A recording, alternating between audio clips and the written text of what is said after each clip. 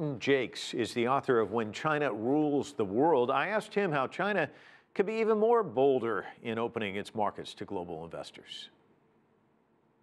There's clearly major structural changes taking place in the economy.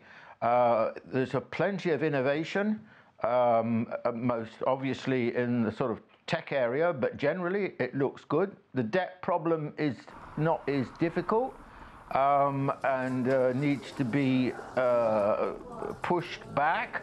But I don't think that's a critical question at the moment. So I think that China's in a good place, and with the weakening of the dollar, I mean, there seems to be an underlying weakening of the dollar going on at the moment. There's a good deal of speculation about this.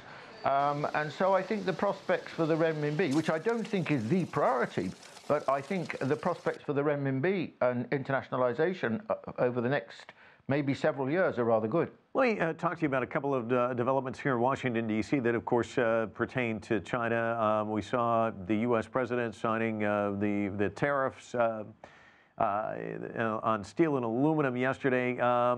This is protectionism, basically kind of Trump's motto.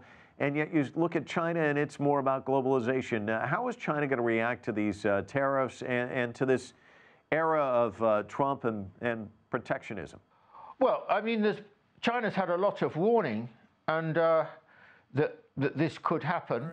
I mean, Trump didn't make any secret of it. This is one of his key pledges in his presidential election campaign, one of his key appeals to particularly the industrial workers who've been badly affected by stagnant wages over quite a period. So China knew about it. Of course, China was playing a strong diplomatic game with the United States to try and, in a way, create a relationship where Trump perhaps could be persuaded not to do it. I think the Chinese were right to do this, but to be honest with you, I never believed that Trump wouldn't do it because it was such an important pledge. And one final question before I let you go. China's role in Africa. Rex Tillerson now visiting several countries on the continent. He's been critical about China and its investments in the continent. I wanted to get your thoughts. Well, this, of course, is not new. Hillary Clinton did exactly the same when she visited Africa. She went to Africa to try and explain to the African countries, that China was a false friend and the investments couldn't be trusted and so on. I mean,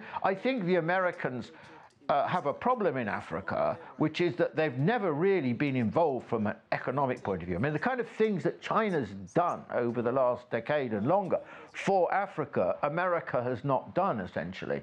And China has won a lot of friends and a lot of support in Africa. If you look at the Pew surveys of attitude of African public opinion towards China, it's very favorable. In fact, of all the major continents, at least in the last survey I saw, the African sentiment towards China was the most favorable of all.